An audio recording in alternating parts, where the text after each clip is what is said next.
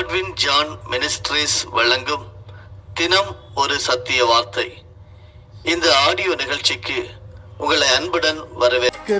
பிரியமானவர்களே, நம்முடைய பிதாவாகிய தேவனாலும் கர்த்தராகிய இயேசு கிறிஸ்துவினாலும் உங்களுக்கு கிருபையும் சமாதானமும் உண்டாவதாக. நம்முடைய கர்த்தராகிய இயேசு கிறிஸ்துவின் பிதாவாகிய தேவனுக்கு ஸ்தோத்திரம். அவர் கிறிஸ்துவுக்குள் உன்னதங்களிலே ஆவிக்குரிய சகல ஆசீர்வாதத்தினாலும் நம்மை ஆசீர்வதித்திருக்கிறார். காட்வின் ஜான் மினிஸ்ட்ரீஸ் தொகுத்து வழங்கும் தினம் ஒரு சத்திய வார்த்தை ஆடியோ நிகழ்ச்சிக்கு உங்களை இயேசுவின் நாமத்தினாலே வரவேற்கிறோம். இந்த நாளுக்குரிய தியானத்தின் தலைப்பு கிறிஸ்மஸ் பிரசன்னம்.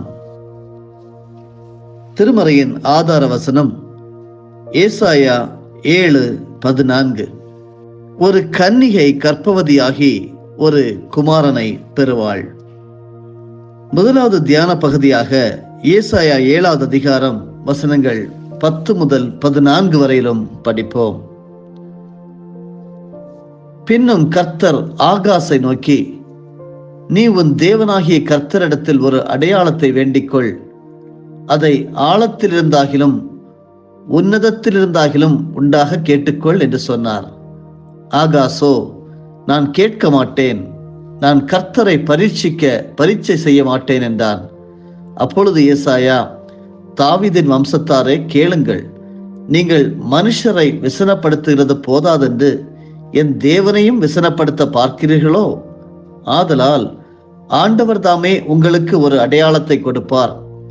இதோ, ஒரு கன்னிகை கர்ப்பவதியாகி ஒரு குமாரனை பெறுவாள், அவருக்கு இம்மானுவேல் என்று பெயரிடுவாள். கிறிஸ்மஸ் பிரசன்னம். உலகம் அனைத்திலும் இருக்கக்கூடிய கிறிஸ்துவை விசுவாசிக்கக்கூடிய ஜனங்கள் டிசம்பர் மாதம் என்று ஒவ்வொரு வருடம் வரும்போது கிறிஸ்மஸ் என்கிற அந்த பண்டிகையின் பிரசன்னத்தை உணர்கிறார்கள். அவருடைய வருகையை எந்த காதும் கேட்காது. ஆனால் இந்த பாவ உலகத்தில் சாந்த குணமுள்ள ஆத்துமாக்கள் அவரை ஏற்றுக்கொள்ளும் காலகட்டத்தில் அன்பான இயேசு பிறக்கிறார். எல்லோராலும் நேசிக்கப்பட்ட ஓ லிட்டில் டவுன் ஆஃப் பெத்லஹேம் என்ற ஆங்கில பாடலின் வரிகள் கிறிஸ்மஸின் மைய கருத்தை சுட்டி காட்டுகிறது. நம்மை பாவத்திலிருந்து மீட்கவும் அவரை விசுவாசிக்கிற அனைவருக்கும் தேவனோடு ஒரு புதிய மற்றும் முக்கியமான உறவை ஏற்படுத்தவும் இயேசு கிறிஸ்து உடைந்து போன இந்த உலகத்திற்கு வந்தார். இதுதான் கிறிஸ்மஸ். இந்த பாடல் எழுதிய பல வருடங்களுக்கு பின் இந்த பாடலின் பாடல் ஆசிரியர் தன் நண்பனுக்கு எழுதிய கடிதத்தில் தன்னுடைய சொந்த வாழ்க்கையில் அனுபவித்த இந்த உறவை பற்றி, இது எனக்கு எவ்வளவு தனிப்பட்டதாக வளர்கிறது என்று கூற முடியாது. அவர் இங்கே இருக்கிறார், அவர் என்னை அறிந்திருக்கிறார், நானும் அவரை அறிந்திருக்கிறேன். இது வெறும் வார்த்தை அல்ல, உலகத்தில் இது மிக உண்மையானது மற்றும் ஒவ்வொரு நாளும் இதை அதிக உண்மையாக்கி கொண்டே இருக்கிறது. வருடங்கள் செல்லும் போது இது எப்படி வளரும் என்று ஆச்சரியப்பட வைக்கிறது என்று விவரிக்கிறார். கேட்டுக்கொண்டிருக்கிற பரிசுத்தவான்களே, நீங்கள் தேவனை எவ்வாறாக அறிந்திருக்கிறீர்கள்?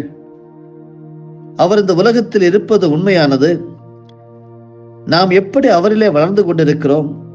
ஒவ்வொரு நாளும் உங்களுடைய வாழ்க்கையிலே அவருடைய பிரசன்னம் எப்படி உங்களை தேற்றுகிறது யோசித்து பார்த்ததுண்டா? தன்னுடைய வாழ்க்கையில் தேவனுடைய பிரசன்னத்தை உறுதியாய் கூறுவது ஏசாயா தீர்க்கதரிசினால் சொல்லப்பட்ட பெயர்களில் ஒன்றான ஏசாயா 7:14 ஒரு கன்னிகை கர்ப்பவதியாகி ஒரு குமாரனை பெறுவாள், அவருக்கு இம்மானுவேல் என்று பெயரிடுவாள் என்பதை பிரதிபலிக்கிறது. இதையே புதிய ஏற்பாட்டின் மத்தேயு எழுதின சுவிசேஷத்தில் எபிரேய மொழியில் இம்மானுவேல் என்பதற்கு தேவன் நம்மோடு இருக்கிறார் என்ற அர்த்தமும் கொடுக்கப்பட்டுள்ளது. கேட்டுக்கொண்டிருக்கின்ற பரிசுத்தவான்களே, தேவன் நாம் எப்போதும் அவரை தனிப்பட்ட முறையில் அறிந்து கொள்ள இயேசுவின் மூலமாக நம்மிடம் வந்தார். அவர் நம்முடன் இருப்பதே நம் அனைவருக்கும் கிடைத்த மிகப்பெரிய பரிசு. அருமையானவர்களே, தேவன் உங்களை அதிகமாக நேசிப்பதும் எப்பொழுதும் உங்களுடன் இருக்க விரும்புவதும் உங்களுக்கு எப்படி தோன்றுகிறது? இன்று நீங்கள் எப்படி அவருடன் நெருக்கமாக இருக்க முயற்சி செய்ய போகிறீர்கள்? இதே போல ஏசாயா 9வது அதிகாரம் வசனங்கள் 2 முதல் நாம் 7 வரையிலும் படித்து பார்த்தால், இருளில் நடக்கிற ஜனங்கள் பெரிய வெளிச்சத்தை கண்டார்கள். மரண இருளின் தேசத்தில் குடியிருக்கிறவர்கள் மேல் வெளிச்சம் பிரகாசித்தது. அந்த ஜாதியை திரளாக்கி அதற்கு மகிழ்ச்சியை பெருக பண்ணினீர். அறுப்பில் மகிழ்கிறது போலவும் கொள்ளையை பங்கிட்டு கொள்ளுகையில் களி கூறுகிறது போலவும் உமக்கு முன்பாக மகிழ்கிறார்கள். மீதியானியரின் நாளில் நடந்தது போல அவர்கள் சுமந்த நுகத்தடியையும் அவர்கள் தோளின் மேலிருந்த மிலாற்றையும் அவர்கள் ஆளோட்டியின் கோலையும் முறித்து போட்டீர். அமளியாய் யுத்தம் பண்ணுகிற வீரருடைய ஆயுத வர்க்கங்களும் இரத்தத்தில் புரண்ட உடுப்பும் அக்கினிக்கு இரையாக சுட்டரிக்கப்படும். நமக்கு ஒரு பாலகன் பிறந்தார், நமக்கு ஒரு குமாரன் கொடுக்கப்பட்டார். கர்த்தத்துவம் அவர் தோளின் மேல் இருக்கும். அவர் நாமம் அதிசயமானவர், ஆலோசனை கர்த்தா, வல்லமையுள்ள தேவன், நித்திய பிதா, சமாதான பிரபு எனப்படும். தாவீதின் சிங்காசனத்தையும் அவனுடைய ராஜ்யத்தையும் அவர் திடப்படுத்தி அதை இது முதற்கொண்டு என்றைக்கும் நியாயத்தினாலும் நீதியினாலும் நிலைப்படுத்தும்படிக்கு அவருடைய கர்த்தத்துவத்தின் பெருக்கத்துக்கும் அதன் சமாதானத்துக்கும் முடிவில்லை. சேனைகளின் கர்த்தருடைய வைராக்கியம் இதை செய்யும். அருமையானவர்களே, குழந்தைக்கு என்ன பெயர் வைக்கலாம் என்று இயேசுவின் தந்தையாகிய யோசேப்பு யோசித்துக் கொண்டிருந்தாள். மரியாள் சுமந்து கொண்டிருக்கும் குழந்தையின் வரவை எதிர்நோக்கி இருக்கும் போது யோசேப்பிடம் இது ஒரு தேவைப்படாத உரையாடலாய் இருந்தது. யோசேப்பு, நாம் குழந்தைக்கு என்ன பெயர் வைக்கலாம்? பிரசவத்திற்காக காத்திருக்கும் பெரும்பாலான மக்களைப் போல அல்லாமல் இந்த குழந்தையை அவர்கள் என்னவென்று அழைப்பார்கள் என்பதில் எந்த கேள்வியும் இல்லை. மரியாளையும் யோசேப்பையும் சந்தித்த தேவதூதர்கள் குழந்தையின் பெயர் இயேசு என்பதை அவ்விருவருக்கும் அங்கே அறிவித்தனர். மத்தேயு 1 வசனங்கள் 20, 21, லூக்கா 1 வசனங்கள் 30, 31 இதை நாம் படிக்க முடிகிறது. யோசேப்புக்கு தோன்றின தூதன் இயேசு என்ற பெயருக்கு அவர் தம்முடைய ஜனங்களை பாவத்திலிருந்து ரட்சிப்பார் என்று அர்த்தம் என்று கூறினார். அவர் இம்மானுவேல் என்று அழைக்கப்படுவார் என்று ஏசாயா தீர்க்கதரிசி 7வது அதிகாரத்திலே 14ஆம் வசனத்திலே இம்மானுவேல் என்பதற்கு தேவன் நம்மோடு இருக்கிறார் என்ற அர்த்தம் என்று சொல்லியிருக்கிறார். ஏனென்றால் மனித உருவில் தேவன், துணிகளில் சுற்றப்பட்டிருக்கும் தெய்வம், அவர் ஆலோசனை கர்த்தா, வல்லமையுள்ள தேவன், நித்திய பிதா என்னும் அநேக பெயர்களையும் ஏசாயா தீர்க்கதரிசி அவருக்கு சூட்டியுள்ளார். ஏனென்றால் அவர் அவை அனைத்திற்கும் உரியவர். அருமையானவர்களே, புதிய குழந்தைக்கு பெயரிடுவது எப்போதுமே உற்சாகமாக இருக்கும். ஆனால் மேசியா என்று அழைக்கப்படும் இயேசு, மத்தேயு 1:16 போன்ற வல்லமையுள்ள ஆச்சரியமான உலகத்தையே மாற்றக்கூடிய பெயர் வேறு எந்த குழந்தைக்கும் இருந்ததில்லை, இனிமேலும் இருக்க போவதில்லை. நம்முடைய கர்த்தராகிய இயேசு கிறிஸ்துவின் நாமத்தை கூப்பிடுவது நமக்கு எவ்வளவு பெரிய மகிழ்ச்சி! அவராலே அன்றி வேறொரு ஒருவராலும் ரட்சிப்பு இல்லை. இன்று நீங்களும் நானும் இயேசு கிறிஸ்துவினால், கிருபையினால் விசுவாசத்தை கொண்டு ரட்சிக்கப்பட்டிருக்கிறோம் என்றால் அது ஆண்டவராகிய இயேசு கிறிஸ்துவின் மூலமாக, அவர் இந்த உலகத்திற்கு தெய்வமாக வந்ததினாலே நமக்கு அந்த ரட்சிப்பு உண்டாயிருக்கிறது. அப்போஸ்தலர் 4 வசனம் 12 அதை நமக்கு கற்றுத் தருகிறது. அருமையானவர்களே, கிறிஸ்துமஸ் காலத்தில் அவரை துதித்து அவர் நமக்கு எல்லாவற்றிலும் இருக்கிறார் என்பதை நீங்கள் சிந்தித்து பார்க்க அழைக்கப்பட்டிருக்கிறீர்கள். இயேசுவின் பெயரை பிரதிபலிப்பது உங்களை எவ்வாறு ஊக்குவிக்கிறது? இப்பொழுது ஏசாயா 9:6 கொடுக்கப்பட்டுள்ள பெயர்களில் இந்த காலத்தில் எது உங்களுக்கு அதிக தேவையாக இருக்கிறது? சற்று சிந்தியுங்கள்.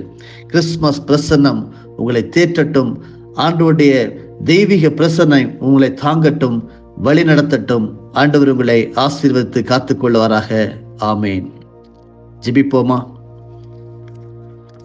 ஒரு கன்னிகை கர்ப்பவதியாகி ஒரு குமாரனை பெறுவாள் என்று சொன்ன அந்த நல்ல தெய்வத்திற்கு ஸ்தோத்திரம். எங்களுக்கு இயேசு கிறிஸ்துவை தெய்வமாக இந்த உலகத்திலே பிறக்க வைத்ததற்காக நன்றி செலுத்துகிறோம் அப்பா. ஆண்டவரே, இந்த உலகத்திலே பிறந்தது, தெய்வமாக பிறந்தது எங்களை மீட்டுக் கொள்வதற்காக. ஒவ்வொரு நாளும் உங்களுடைய பிரசன்னத்தை நாங்கள் எங்களுடைய சொந்த வாழ்க்கையிலே அனுபவித்துக் கொண்டிருக்கிறோம். இது வெறும் வார்த்தைகள் அல்ல அப்பா, இது இந்த உலகத்திலே மிகவும் உண்மையானது. ஒவ்வொரு நாளும் இந்த உண்மையை நீர் மேன்மைப்படுத்திக் கொண்டே இருக்கிறீர்.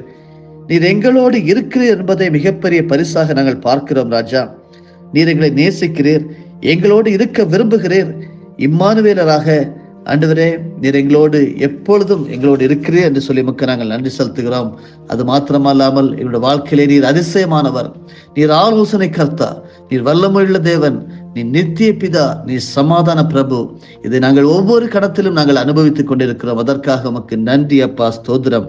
இந்த காலத்திலும் கூட நீர் எங்களுக்கு எல்லாவற்றிலும் எல்லாமாக இருக்கிறீர் என்பதை நாங்கள் சிந்தித்து பார்க்க கடமைப்பட்டவர்களாக இருந்து உமக்கு நாங்கள் நன்றி பலிகளை எடுக்கிறோம் அப்பா.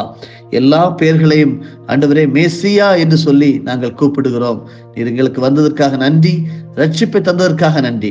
என்னோடு கேட்டுக்கொண்டிருக்கின்ற ஜெபித்துக் கொண்டிருக்கிற ஒவ்வொரு பரிசுத்தவான்களும் ஆசீர்வதிக்கப்படுவார்களாக இயேசுவின் மூலமே பிதாவே, ஆமென். என் ஆத்துமாவே கர்த்தரை ஸ்தோத்தரி, என் முழு உள்ளமே அவருடைய பரிசுத்த நாமத்தை ஸ்தோத்தரி. என் ஆத்துமாவே கர்த்தரை ஸ்தோத்தரி, கர்த்தர் செய்த சகல உபகாரங்களையும் மறவாதே. ஆமென்.